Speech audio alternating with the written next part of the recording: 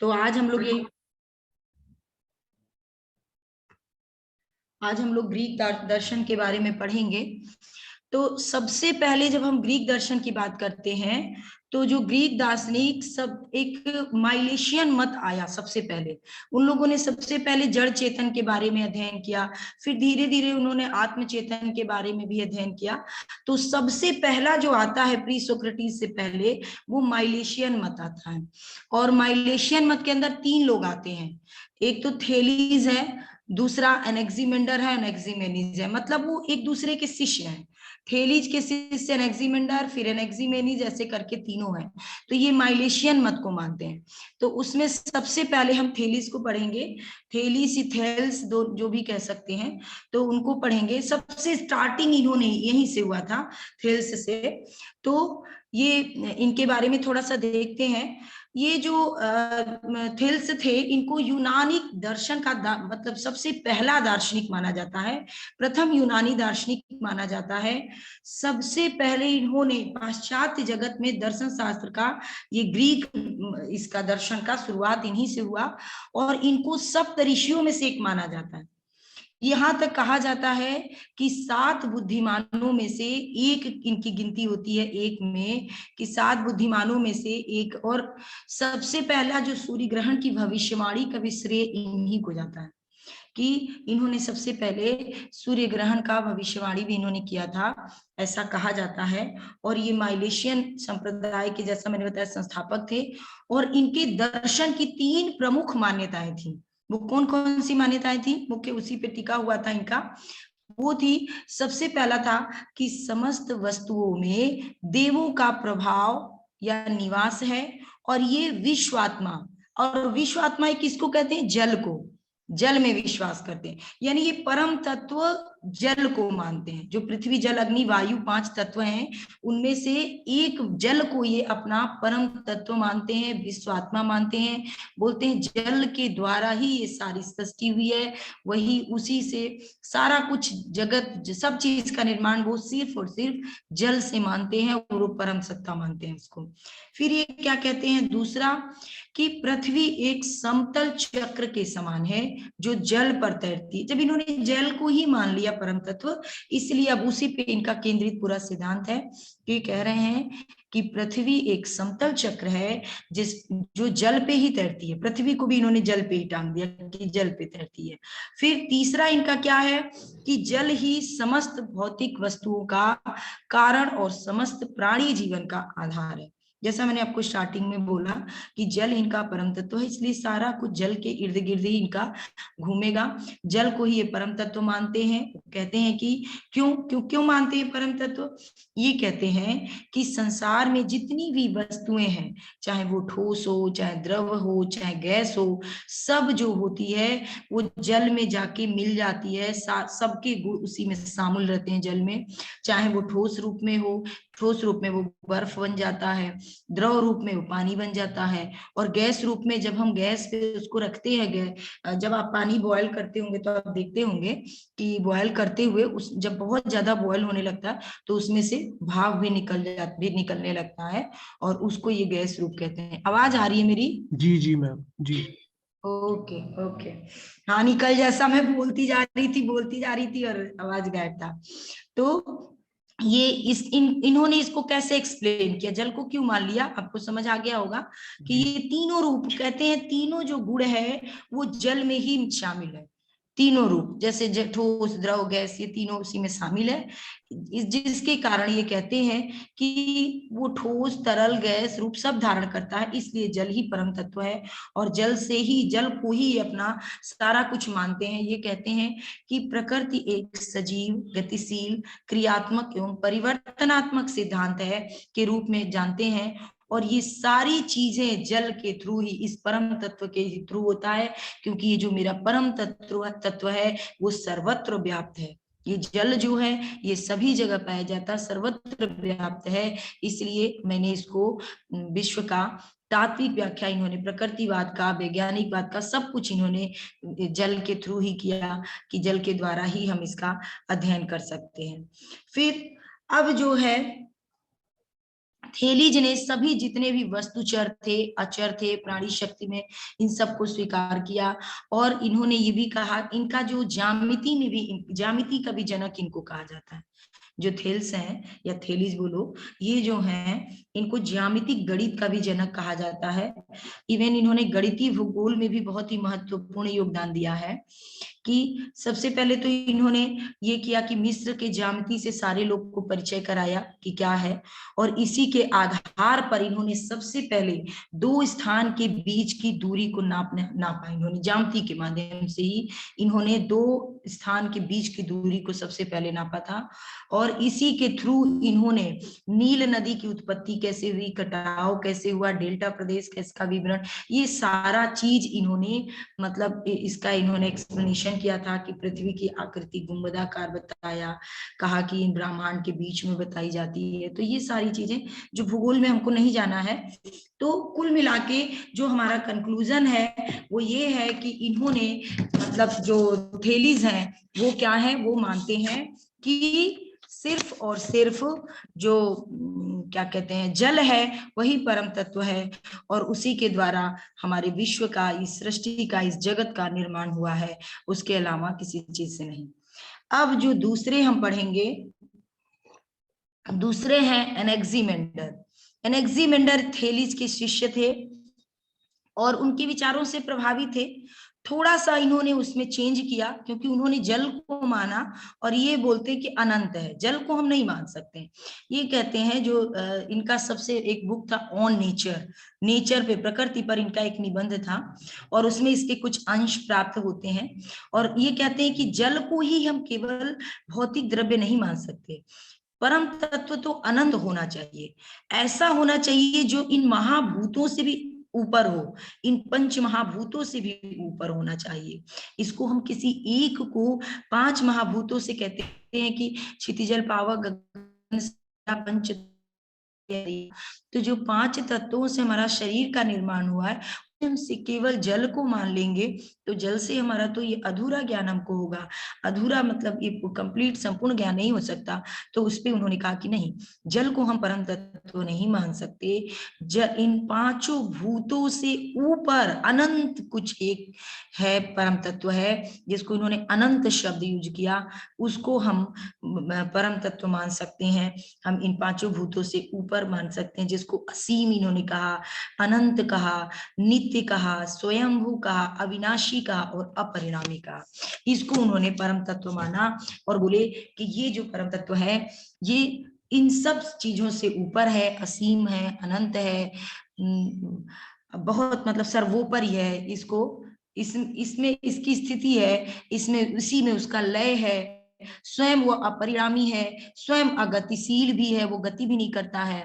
परम तत्व जो है संसार में गति, परिणाम, विरोध, संघर्ष, इन सब का विरोधी है, इन सबको वो जन्म नहीं देता है। फिर कहते हैं कि संसार पदार्थों में विरोध या संघर्ष होना भी अनिवार्य है।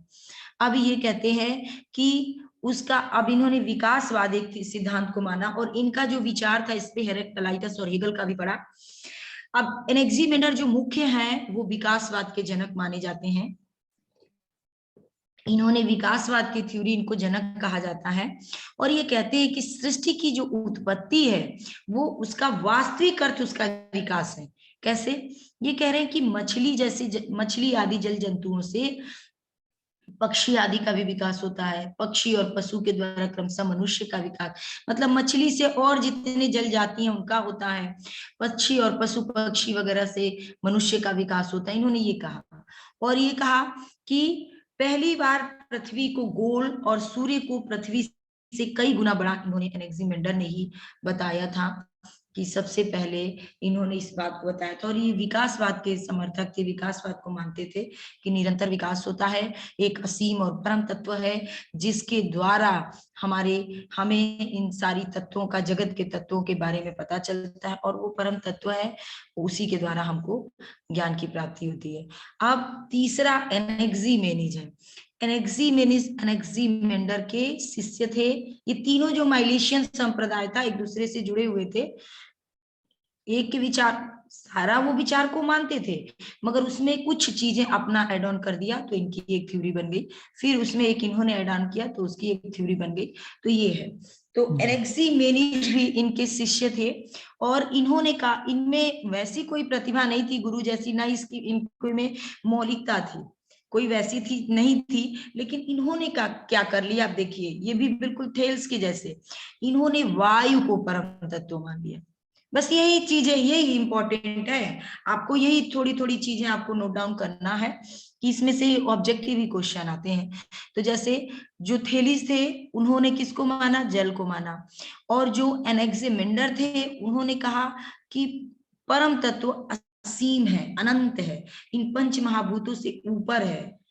तो ये उन्होंने कहा। अब ये इनके एनेक्सिमेनी जो उनके गुरु थे, उनके शिष्य थे सॉरी, एनेक्सिमेंडर के, वो उन्होंने वायु को परम तत्व मान लिया। उन्होंने कहा कि जो वायु है वो परम तत्व है, उसे हम असीम और अनंत भी उन्होंने बता दिया। जो ऊपर उन्होंने असीम अनंत कहा था, उधर उन्होंने जल को माना था, तो असीम अनंत शब्द तो ले ही लिया, जल की जगह इन्होंने वायु को मान लिया। अब ये क्या कह रहे हैं अपनी बातों को एक्सप्लेन करने के लिए, कि जो वायु है वो अग्नि का रूप ले लेती है, ये बोल रहे हैं, और तरल होकर जल भी बन जाती है। तो ऐसे में फिर वो जमकर पृथ्वी के रूप में भी परिणित हो जाती है। तो आत्मा भी प्राण वायु ही है, और इसे गति और जीवन का संचार भी होता है।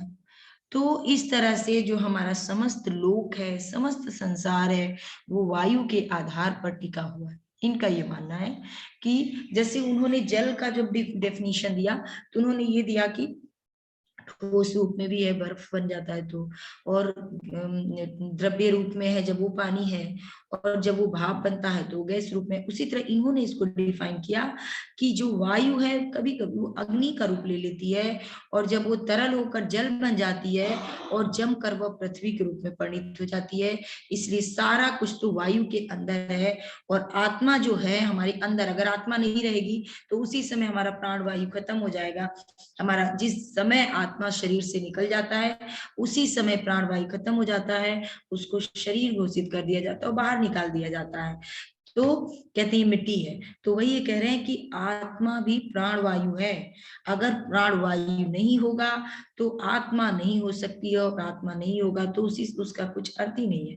अगर 1 मिनट भी हवा बंद हो जाए तो इंसान का प्राण, सांस लेने में प्रॉब्लम हो जाएगी, और मतलब प्राण तक भी जा सकता है अगर हवा। तो इन्होंने वायु को महत्वता दी, और इन्होंने कहा कि इनके अकॉर्डिंग जो वायु है वो परम तत्व है। अब इसके बाद माइलेशियन मत, ये था 3 लोगों थे। अब माइलेशियन मत के बाद पाइथागोरियन मत आया। पाइथागोरियन मत में क्या था, जो माइलेशियन मत था, उन्होंने, माइलेशियन मत ने क्या किया कि द्रव्य, मैटर के मतलब बारे में बात किया कि द्रव्य क्या है, परम द्रव्य, ये सब चीजों के बारे में बात किया। और जो पाइथागोरियन ने फॉर्म के, रूप के बारे में, स्वरूप के बारे में अध्ययन की, बात की। लोगों का चिंतन वही था, मगर थोड़ा वो लोग, उन लोगों का था कि उन लोगों ने द्रव्य, मैटर के बारे में कि क्या द्रव्य है, कौन सा परम द्रव्य है, कौन सा क्या है, उस सब का बारे अध्ययन किया, बताया। सॉरी। और जो पाइथागोरियन मत था वो स्वरूप और फॉर्म के बारे में बात करते हैं। जो पाइथागोरस थे, आप अच्छे से पाइथागोरस प्रमेय हम लोग पढ़े हैं मैथ में, वो बेसिकली तो मैथ के थे। हाँ, बेसिकली वो मैथ के थे, ज्यामिति के, लेकिन उसके साथ साथ उन्होंने दर्शन पे भी काम किया था। और दर्शन, इवन ये तो संख्या मात्र को ही पदार्थ मान लेते थे, ये केवल और केवल नंबर्स को ही कहते थे कि हैं।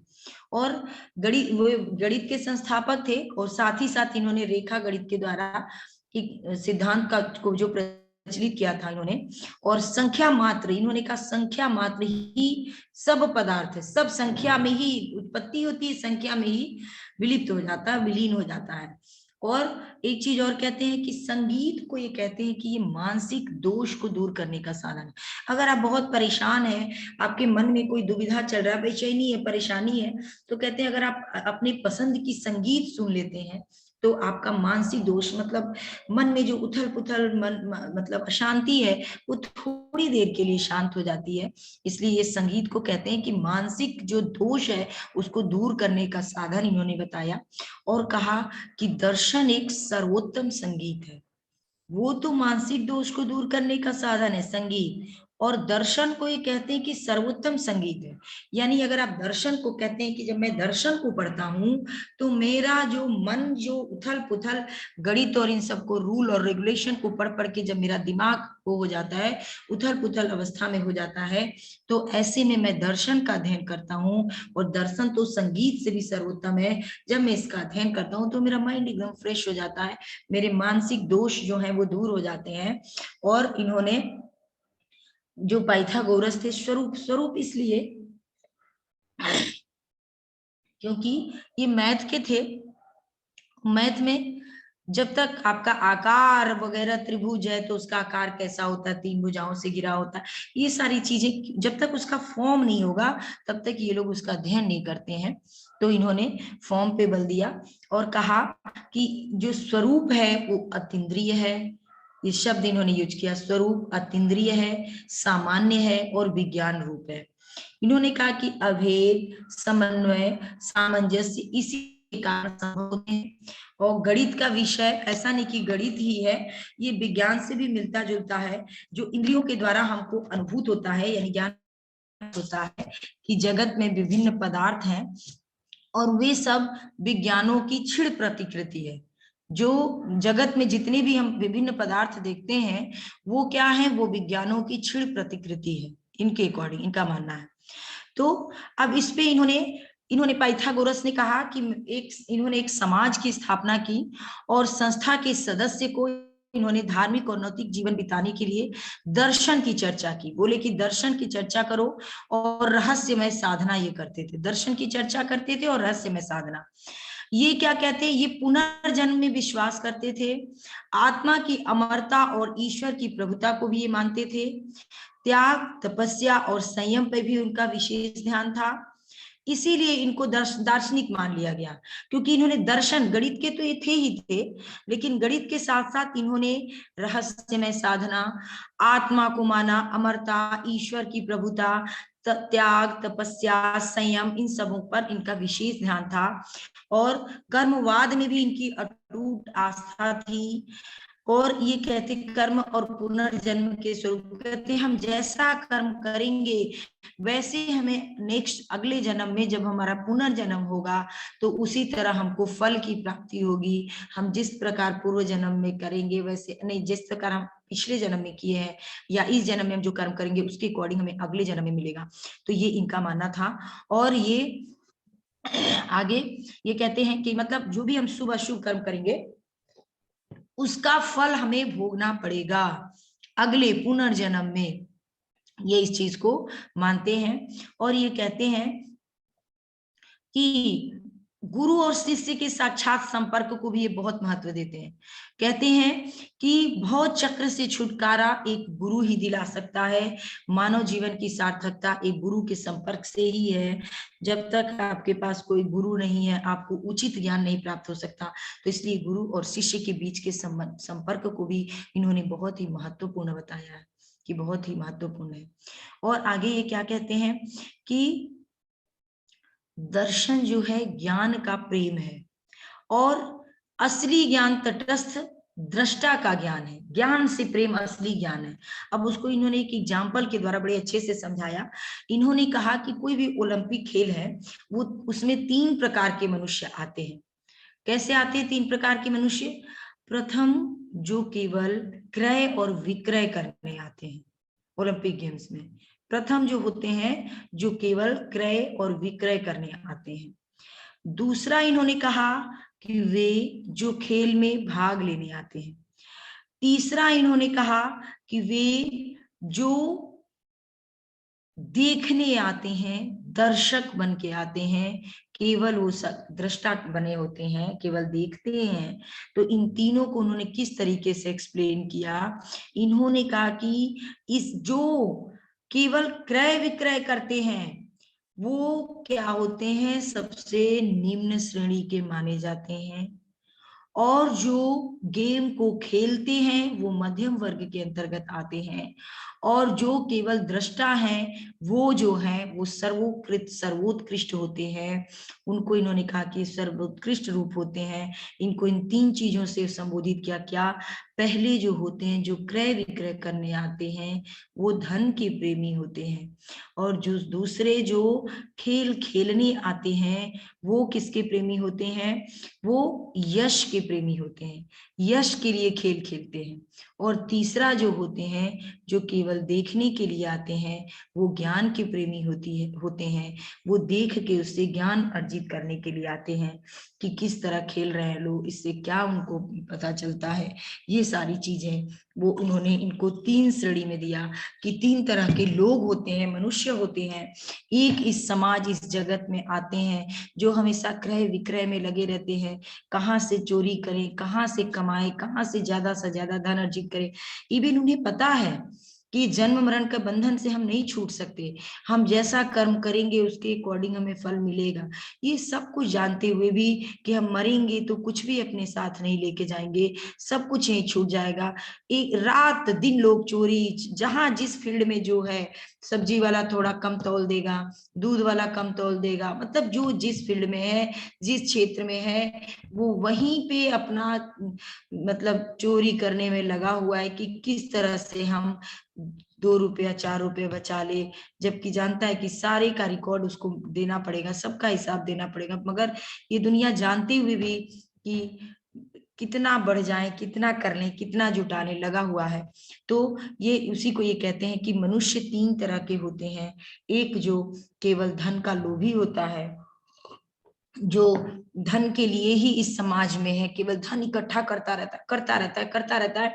उस धन इकट्ठा करने में परिवार को भी पीछे छोड़ देता है। उसको जब जब उस समझ में आता है, जब बहुत धन इकट्ठा कर लेता है और उसके परिवार पीछे छूट जाता है। तो एक उस तरह के मनुष्य होते हैं, और एक जो यश और कीर्ति उसके लिए जीते हैं कि हमें इस समाज में यश मिले, प्रसिद्धि मिले। और तीसरे जो होते हैं, जिसको इन्होंने सर्वोत्कृष्ट माना, जो केवल और केवल ज्ञान के लिए इस संसार में जीते हैं।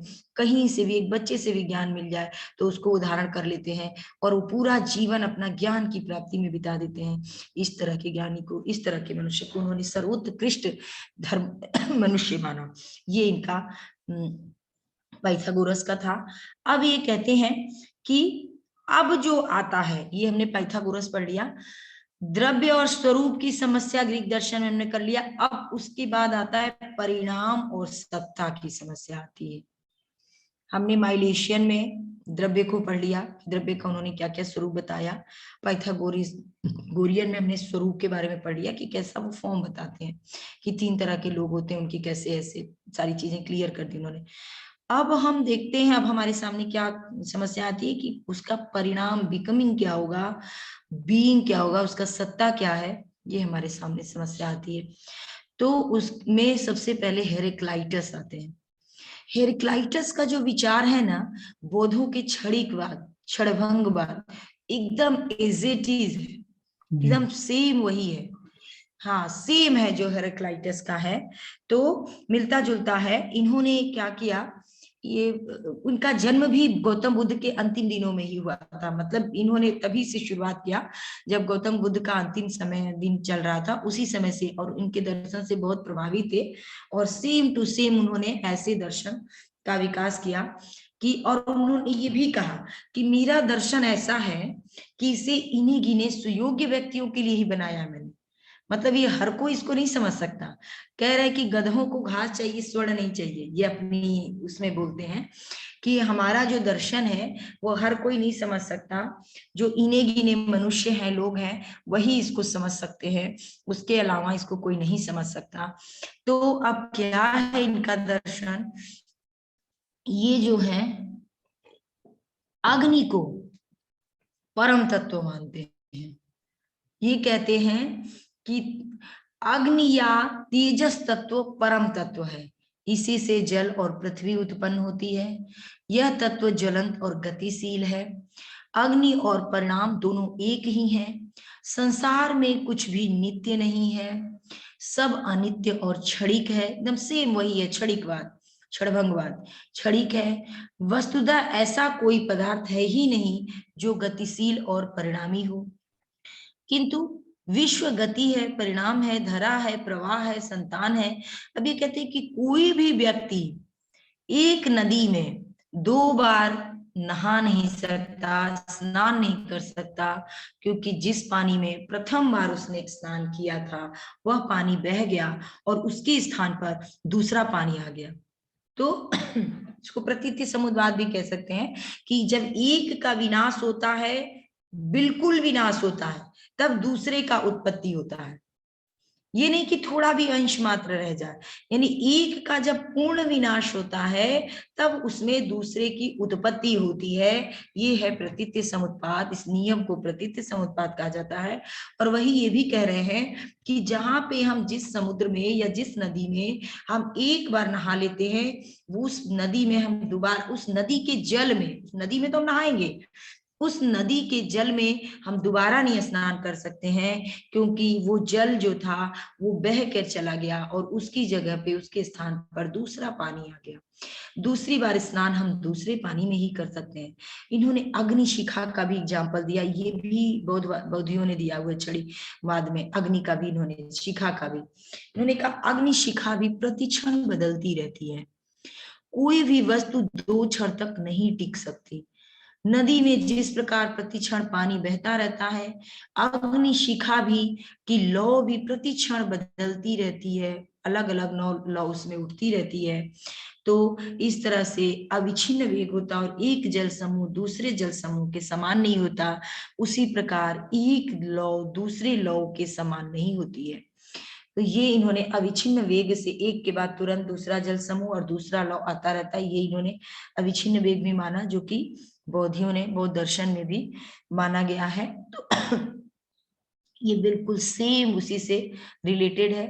और ये अविच्छिन्न प्रवाह, अटूट धारा, अखंड गति, निरंतर परिवर्तन, ये सारा चीज बौद्धों ने क्षणभंगवाद में वर्णन किया है। जल प्रवाह और दीपशिखा, इन सब का उदाहरण दृष्टांत दिया हुआ है।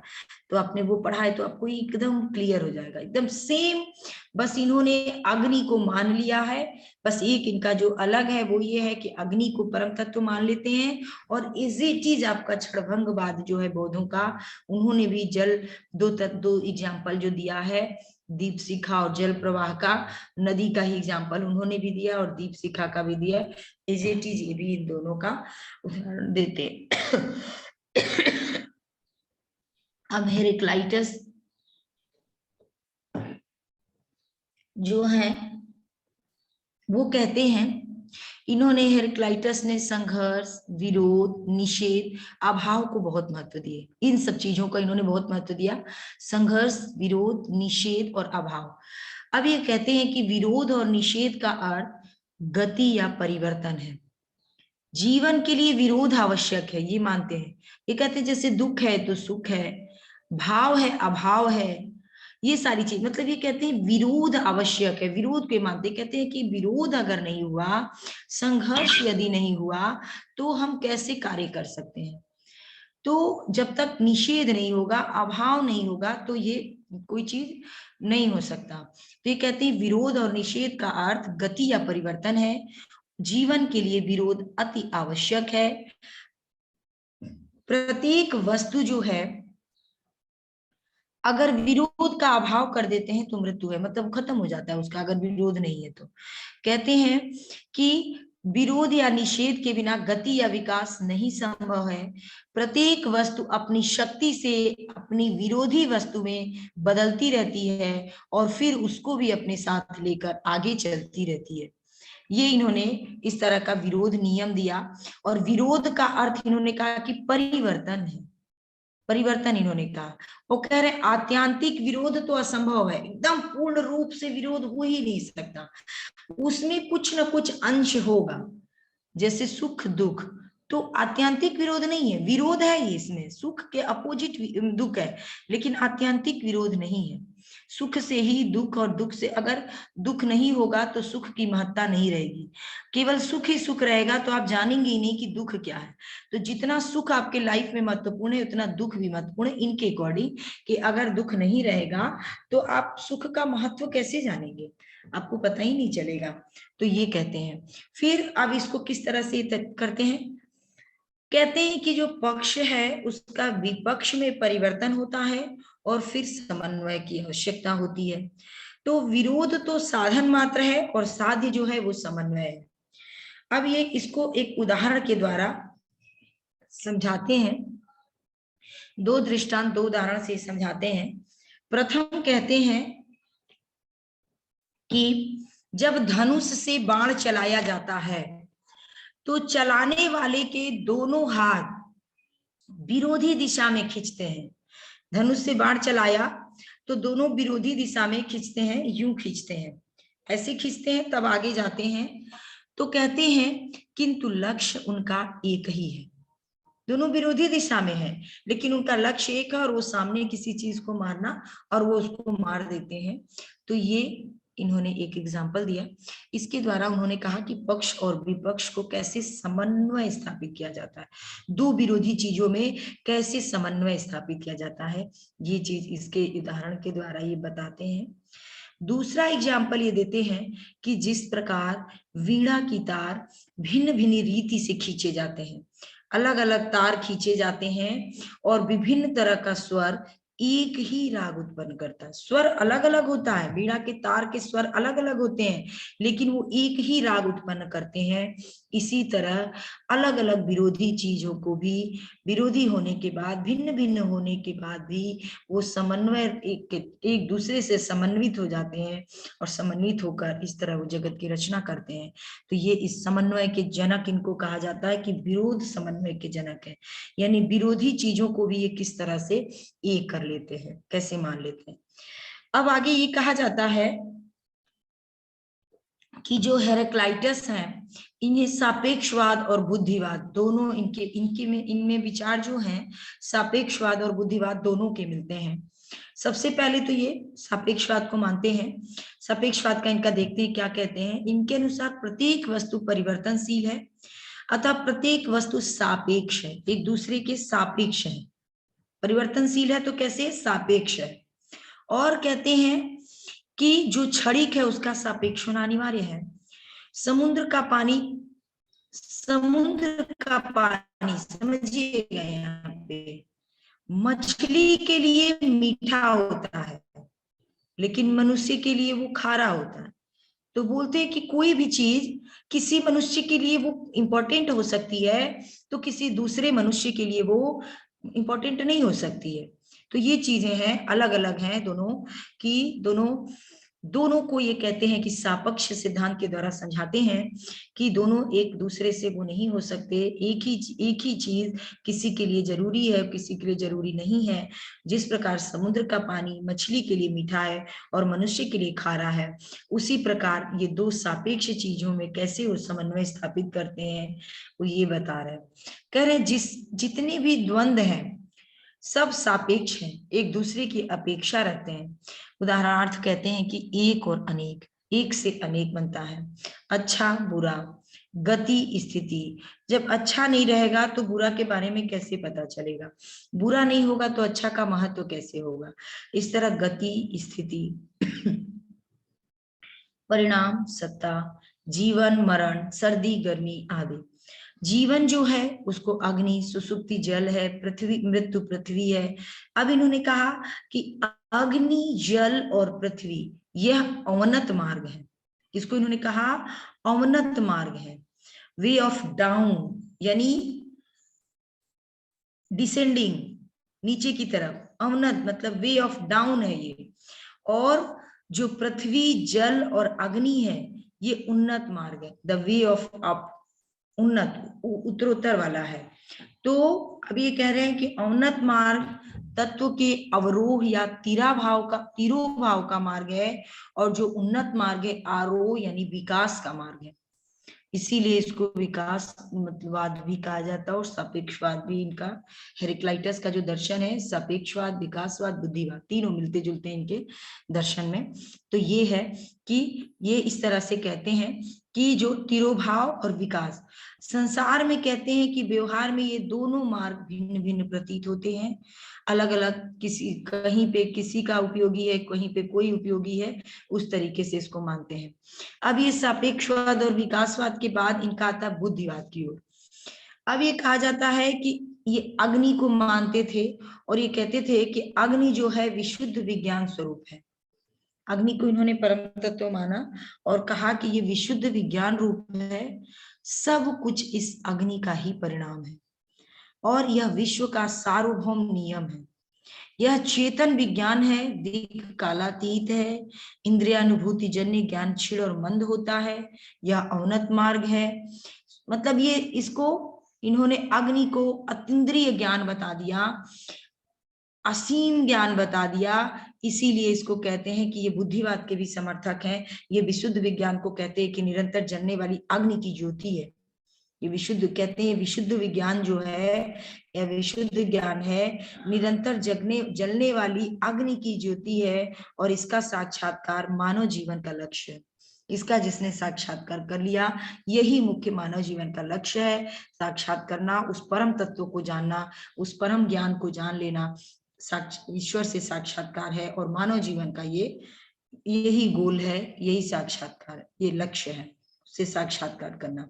तो ये बौद्ध का प्रतीत्य समुत्पाद, क्षणिकवाद और क्षणभंगवाद, ये सारा इसी से मिलता जुलता है।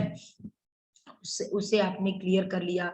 तो इसमें अब इसका बहुत ज्यादा प्रभाव इन पे पड़ा, जैसे हाँ मैम एक चीज पूछना चाह रहे हैं, ये हेराक्लाइटस बुद्धिवादी है कि अनुभववादी? बुद्धिवादी हैं, सापेक्षवाद को भी मानते हैं, बुद्धिवाद के भी विचार इनके में मिलते हैं और विकासवाद के भी मिलते हैं, अनुभववादी नहीं है ये। अनुभववादी नहीं। अग्नि को इन्होंने परम तत्व मान लिया, अग्नि को परम तत्व मान लिया और किसी भी चीज को मतलब परिवर्तनशील गतिशील इन्होंने माना। तो ये उस टाइप का कोई चीज नहीं मानते हैं, अनुभव के द्वारा ये नहीं कोई चीज को मानते हैं, ये बस सापेक्षतावाद मानते हैं कि जो कोई भी वस्तु जो है एक दूसरे के सापेक्ष है, विरोध है लेकिन उसमें समन्वय है। विरोधी चीजों को विरोध के द्वारा इन्होंने विरोध शब्द को ही सापेक्ष शब्द इन्होंने यूज कर लिया।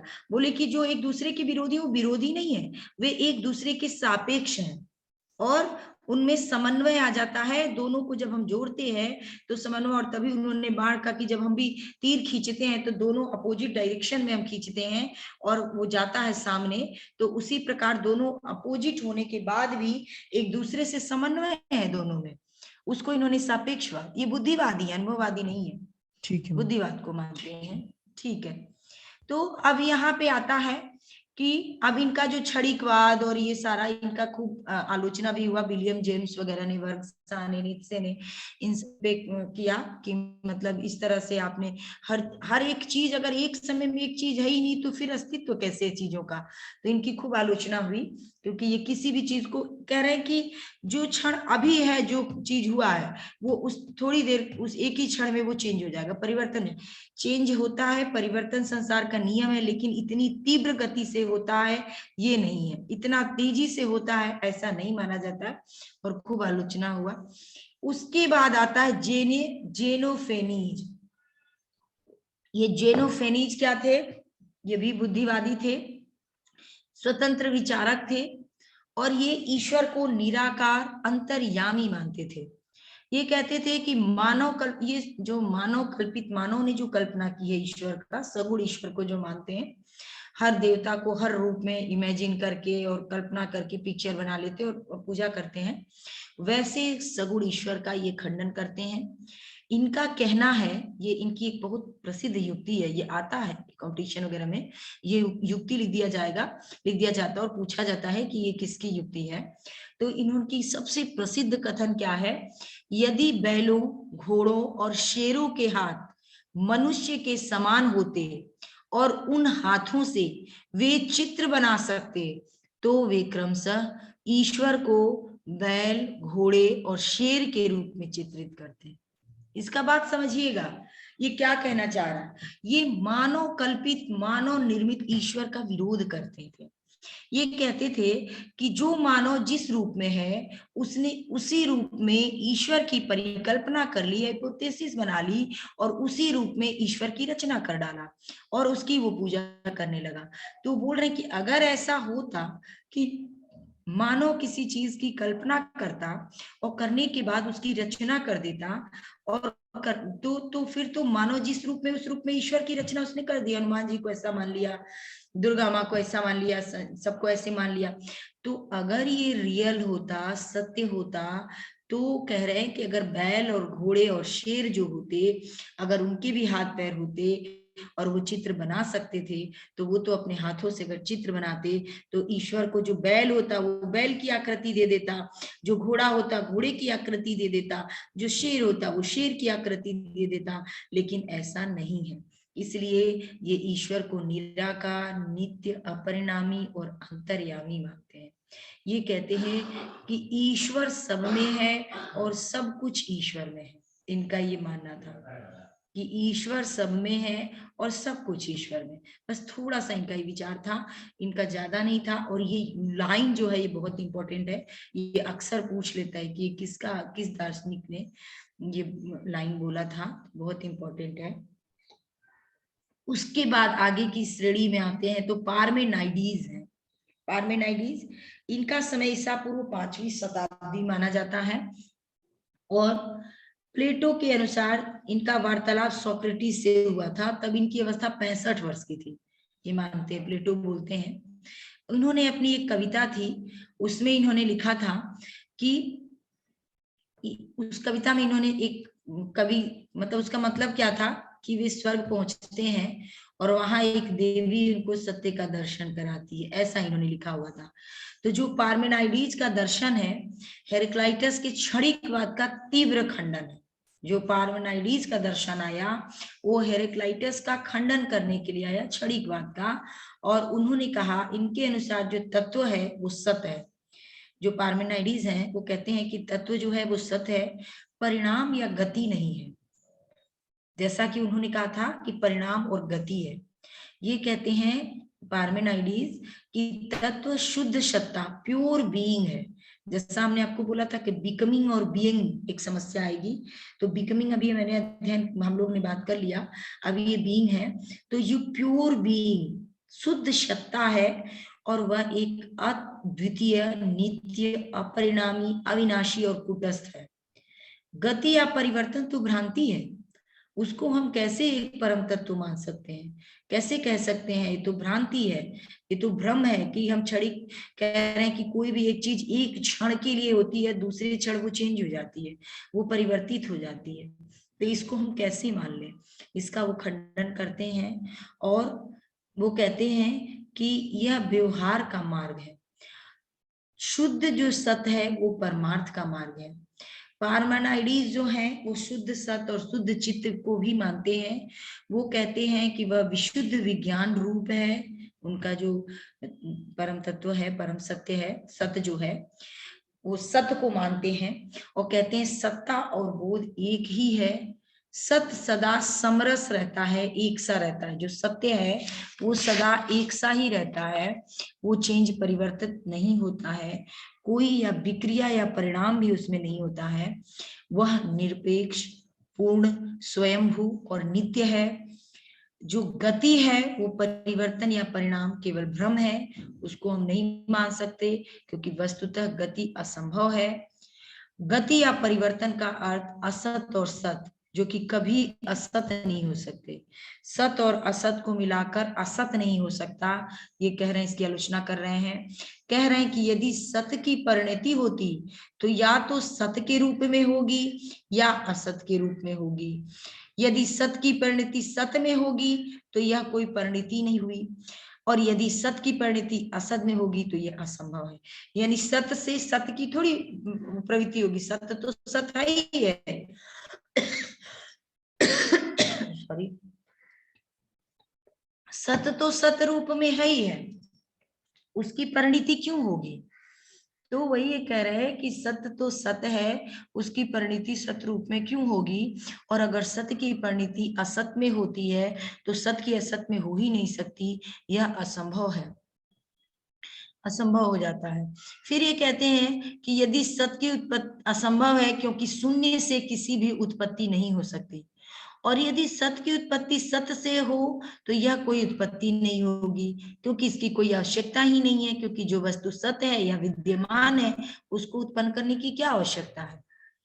तो इससे यह पता चलता है कि गति या परिणाम जो है वो भ्रांति है, सदा जो तत्व है वो सदा अपरिणामी और कूटस्थ है। इसमें से मतलब ये विश्व, ये जो संसार है गतिशील और भ्रम मात्र इन्होंने माना है, ऐसा कुछ भी नहीं है, इसकी कोई वास्तविक सत्ता नहीं है, इसकी कोई वास्तविक उत्पत्ति नहीं है। अब इनका जो मायावाद या अजातिवाद, पार्मेनाइडीज का मायावाद या अजातिवाद है, उसको इन्होंने इस तरह से एक्सप्लेन किया कि क्या है इनका मायावाद और अजातिवाद पार्मेनाइडीज का।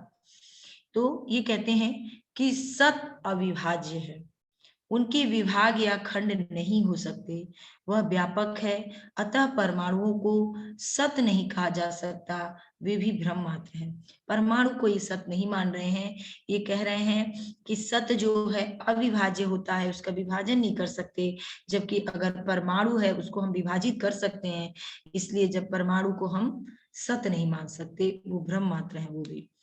दूसरा कहते हैं कि सत्य एक या अद्वितीय और निरपेक्ष है, दो सत्य मानने पर दोनों सापेक्ष हो जाएंगे, निरपेक्ष नहीं रह सकेंगे, फिर भी दोनों एक दूसरे की सत्ता को नष्ट कर देंगे। इस तरह समस्त द्वैत भेद या प्रपंच भ्रांति मात्र, कोई भी द्वेष को नहीं मानते हैं, दो नहीं मानते हैं, सत्य को दो नहीं मानते हैं। वो कहते हैं अगर दो होंगे तो एक सापेक्ष होगा, एक निरपेक्ष होगा, और दो एक साथ नहीं रह सकते, दोनों एक सत्ता को नष्ट कर देंगे। इसलिए इन्होंने कहा कि सत्य अद्वितीय और निरपेक्ष है, दो नहीं है। तीसरा इन्होंने कहा कि सत्य पूर्ण है, सत्य पूर्ण है, उसकी कोई इच्छा या कामना नहीं है, अन्यथा वह अपूर्ण हो जाएगा। आप्त काम है, आप्त काम है, उसका खुद का मतलब कोई इच्छा और कामना नहीं है उसका, वो पूर्ण रूप से है। फिर वो कहते हैं कि सत्य स्वयंभू है, उसका स्वयं का कोई कारण नहीं है, वह सबका कारण है, उसके कारण की कल्पना करने पर अनावस्था दोष हो जाता है, इसलिए उसका कोई कारण नहीं है, वो अनंत है, वो स्वयंभू है। फिर नेक्स्ट कहते हैं कि सत्य विज्ञान रूप है, वह जड़ नहीं हो सकता क्योंकि जड़ता असत की द्योतक है, विज्ञान उसको भी नहीं मानते हैं। फिर पार्मेनाइडीज को इसीलिए यूरोपीय विज्ञानवाद का संस्थापक माना जाता है कि ये विज्ञानवाद के संस्थापक हैं, बुद्धिवाद के भी समर्थन करते हैं।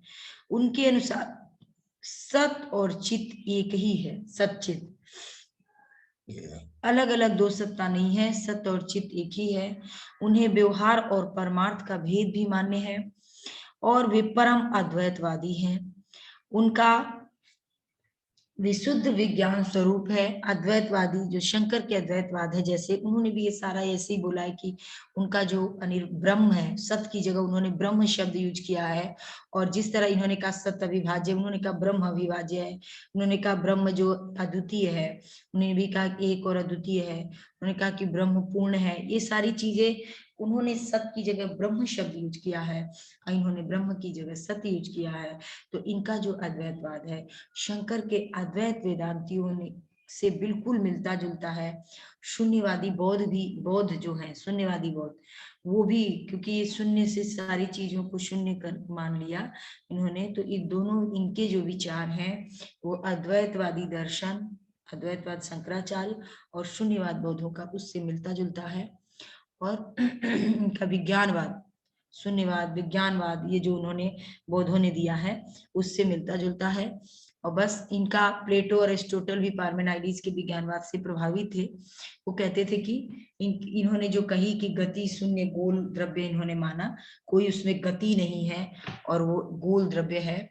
इस तरीके से इनकी जो सत्य की अपनी एक कविता में इन्होंने पार्मेनाइडीज ने इसको एक्सप्लेन करते हुए कहा कि जो मेरा सत्य है वो गति शून्य है। तो इसका भी इन्होंने, और इसका भी मतलब बहुत जगहों पर इसकी आलोचना हुई कि एक जगह कहते हैं कि कोई आकार नहीं है, कोई निराकार है, और अपनी कविता में ही इन्होंने गोल द्रव्य की बात की। तो उन्होंने बोला कि नहीं, ये गोल द्रव्य अर्थ को समझना गलत हो गया था। इन्होंने कहा कि ये कोई गोल द्रव्य चीज को नहीं मान रहे हैं, ये सत्य जो है वो अविभाज्य है, कोई उसका रूप निराकार नहीं है सत्य में, लेकिन वो इसको एक आधार मान के गोल द्रव्य शब्द का यूज कर देते हैं और ये गति शून्य गोल द्रव्य इसको वर्ड किए, लेकिन ऐसा नहीं है। इनका जो सत्य है वो अविभाज्य है, अद्वितीय है, कोई निराकार है, किसी तरह का उसका आकार नहीं है। तो ये इनका पार्मेनाइडीज का जो हम लोगों ने पढ़ा, ये विज्ञानवादी थे, बुद्धिवादी थे और इनका अद्वैतवादी थे। ये सारे विचार इनके में मिलते जुलते हैं। इसके आगे फिर एक आते हैं जीनो। जीनो जो थे इलिया के निवासी थे और ये पार्मेनाइडीज के शिष्य थे जीनो। तो ये मतलब इन्होंने उनके ही विचारों से मिलते जुलते थे, मिलता जुलता इन्होंने किया। अब इन्होंने क्या किया, विरोधियों का प्रबल खंडन किया। जैसे जो गति का बताया था, जो हेराक्लाइटस थे वो विरोधी उनको मानते हैं, और उनकी गति को भ्रांति मात्र सिद्ध किया। और कैसे करा, उसको विभिन्न तर्क के द्वारा उसका खंडन किया। और वो क्या क्या तर्क इन्होंने दिया, इन्होंने कहा कि यदि सत्य अनेक रूप हो तो उसे एक साथ अणु से भी अणु और महान से भी महान होना चाहिए। लेकिन ऐसा नहीं है, क्योंकि जो हेराक्लाइटस वगैरह अनेक मानते थे, अनेक बोले, तो उसको ही इन्होंने कहा कि यदि सत्य अनेक रूप होता तो उसे एक साथ अणु से अणु और महान से महान होना चाहिए था। नहीं है, अनेक रूप होने के कारण उसे विभाज्य और सत्य होने के कारण उसे अविभाज्य होना चाहिए, किंतु ये दोनों विरोधी धर्म एक साथ नहीं रह सकते। अतः सत्य जो है अद्वितीय है, भेद प्रपंच जो है वो मिथ्या है। विरोधी चीजों को ये नहीं मानते हैं। ये कहते हैं जो सत्य है वो दो विरोधी चीजों से नहीं हो सकता। अगर ऐसा होता, अनेक हम मान लेते सत्य को, विरोधी चीजों से मान लेते, तो फिर तो उसका विभाज्य करना पड़ता, और जो सत्य है वो विभाज्य नहीं किया जा सकता। इसलिए सत्य अद्वितीय है, अनेक नहीं है, अनेक रूप में नहीं है। हेराक्लाइटस के मत का खंडन करते हैं ये, और कहते हैं कि यदि सत्य अनेक रूप हो तो उसे एक साथ शांत और अनंत दोनों होने पड़ेगा, जो कि असंगत है। एक साथ वो शांत भी नहीं रह सकता, एक साथ अनंत भी नहीं रह सकता, तो ये दोनों विरोध असंगत हो जाता है। फिर ये कहते हैं कि यदि सत्य अनेक रूप हो तो उसकी सत्ता आकाश में माननी पड़ेगी, और आकाश से परिचिन्न होने के कारण वह सत्य नहीं रहेगा। यानी अनेक रूप अगर उसका मानते हैं, बहुत उसका रूप है, तो उसकी सत्ता को हमें आकाश में माननी पड़ेगी। ये जैनिस बोल रहे हैं, लेकिन ऐसा नहीं हो सकता, इसीलिए वो इसको नहीं मानते, सत्य नहीं रहेगा। गति के विरुद्ध जीनों ने क्या तर्क दिया, कहा कि गति का प्रारंभ ही नहीं हो सकता, क्योंकि एक स्थान से दूसरे स्थान पर जाने से पहले इस दूरी की आधी दूरी तक जाना पड़ेगा, और फिर इस आधी दूरी के पहले इसकी भी आधी दूरी तय करनी पड़ेगी, और इस प्रकार आधी दूरी की संभावना सदा बनी रहती है। गति का प्रारंभ हो ही नहीं सकता है। शांत समय में अनंत दूरी तय नहीं की जा सकती है, अतः वो गति को नहीं मानते हैं। हेराक्लिटस की गति का भी खंडन किया, और उसके विरोधी जो धर्म, जो सापेक्षता का सिद्धांत था, उसका भी खंडन किया कि एक समय में दो विरोधी चीज एक जगह नहीं रह सकता, ये उन्होंने खंडन किया। और ये इसका एक बहुत ही अच्छा उन्होंने वर्णन दिया जिन्होंने। एकिलीज एक ग्रीस का सबसे तेज दौड़ने वाला व्यक्ति माना गया था, वहां पे वर्णन होगा। एकिलीज था, तो कह रहे हैं दौड़ में एक कछुए से आगे नहीं निकल सकता। कैसे नहीं निकल सकता, क्योंकि यदि कछुआ उनसे पहले चल चुका हो, तो जब एकिलीज क नामक स्थान पे पहुंचेंगे तब कछुआ ख पर पहुंच जाएगा, और जब एकिलीज ख पर पहुंचेंगे तब कछुआ ग पे पहुंच जाएगा। इस प्रकार गति कांति नहीं होगा। तो इस तरह से ये अपनी एक एक्सप्लेनेशन देता है, और देने के बाद ये करारा प्रहार करते थे, ये लोगों की आलोचना में व्यंग्यात्मक प्रहार करते थे, और ये उसको अपनी कोई ना कोई किसी न किसी तरह का तर्क देके उसको खंडित करते थे, चाहे वो तर्क भले ही सुटेबल ना हो, सटीक ना हो, लेकिन कोई ना कोई तर्क देके और उन लोगों का खंडन कर देते थे, उनके सिद्धांतों का।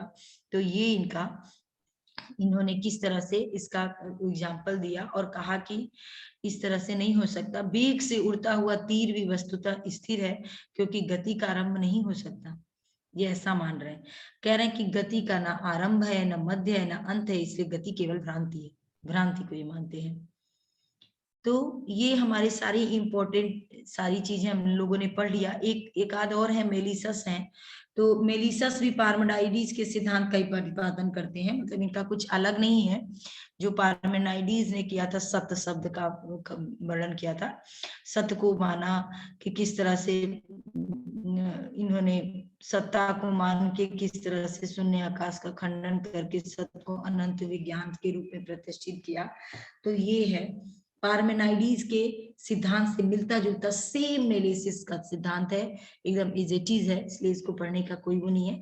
वही इनका शून्यवाद और उससे मिलता जुलता है, विज्ञानवाद से। फिर उसके बाद एम्पेडोक्लीज आते हैं। एम्पेडोक्लीज ये भी पार्मेनाइडीज के समान, ये दोनों जो है एकदम सेम पार्मेनाइडीज के ही समान चीजों को मानते हैं कि सत्य की न उत्पत्ति होती है न विनाश होता है, और हेराक्लाइटस के मत का खंडन करते हैं। जो हेराक्लाइटस ने कहा था क्षणिकवाद, क्षणभंगवाद, उन सब का खंडन करते हैं। तो ये भी जो है एम्पेडोक्लीज जो है, ये भी सेम पार्मेनाइडीज के सिद्धांत को मानते हैं। मेलिसस भी है, उसी को मानते हैं, ये कुछ अलग बात नहीं बोलते हैं। तो ऐसे करके ये जो एम्पेडोक्लीज हैं, उनका विचार न्याय वैशेषिक के विचारों से साम्य थोड़ा सा है, किंतु दोनों में कुछ महत्वपूर्ण भेद भी है। क्या है कि जो न्याय वैशेषिक है वो आत्मा और परमात्मा का में अदृष्ट के द्वारा इसका स्थान बताता है, विशिष्ट अदृष्ट शब्द का प्रयोग किया हुआ उन्होंने। और एम्पेडोक्लीज जो है वो इसमें उनके लिए कोई अदृष्ट का कोई स्थान नहीं है। वो कहते हैं कि अपने महाभूतों को परिणाम रूप में ही उन्होंने मान लिया है। और ये सारा ग्रीक दर्शन में एनेक्सोगोरस, ल्यूसियस, डेमाक्रिटस, इन सब की सेम, इन सब से मिलता जुलता इनकी भी थ्योरी है, और ये इनका सारा सेम पार्मेनाइडीज से इनका मिलता जुलता है।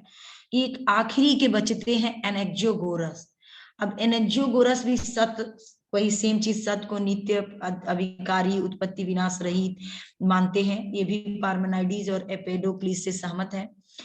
उत्पत्ति को संयोग और विनाश को वियोग मानने में एम्पेडोक्लीज के सहमति है, मतलब सारी चीजें मिलती जाती हैं।